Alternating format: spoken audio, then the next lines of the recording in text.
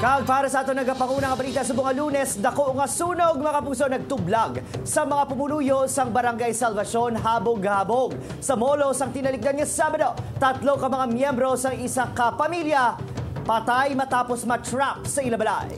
Insidente nagbilin sang 6.6 million pesos nga danyos. Para sa detalye makupunta live nagikan sa Barangay Salvacion habog-habog molo si Kim Salinas. Kim?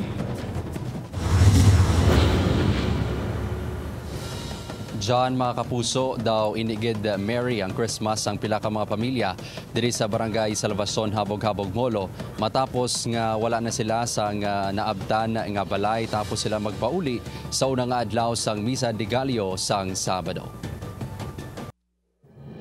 Makitaan sa video kuha sa mga nagresponde sa sunog ang madasig nga paglamon sang kalayo sa mga kabalayan sa Salvacion habog-habog molo pasado alas 4:30 Sabado sang kaagahon.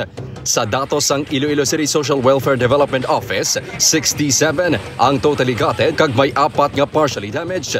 Masobra si 70 ka pamilya ang nawadaan sang balay. Patay matapos na trap sa sulod sang ila balay ang tanan ka miyembro sang pamilya Hetano. Ang 65 anyos nga Iloy, 10 anyos nga apo sini kag 27 anyos nga anak base sa konfirmasyon sa BFP. Ginalantaw nga sa balay sa mga ini nagumpisa ang kalayo. Damo makuda pumuluyo sa iping nila pamalay nakakita gid nga dira gid mismo sa ila balay nagalin ang kalayo.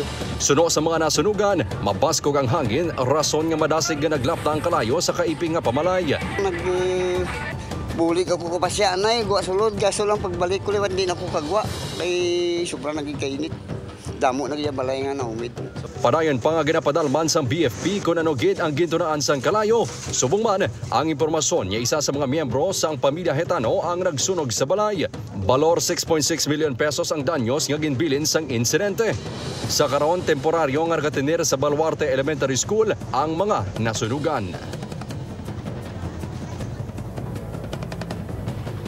John, mga kapuso, suno sa pila ka mga residente nga ato na interview diri subong nga aga sa mga nasunugan diri sa Salvacion habog-habog molo.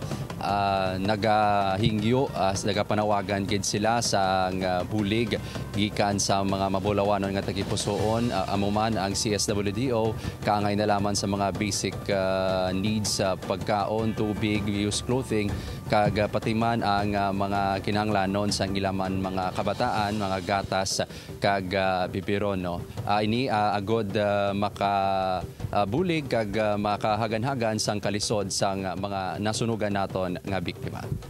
John? Madamo ka salamat sa updates, Kim Salinas.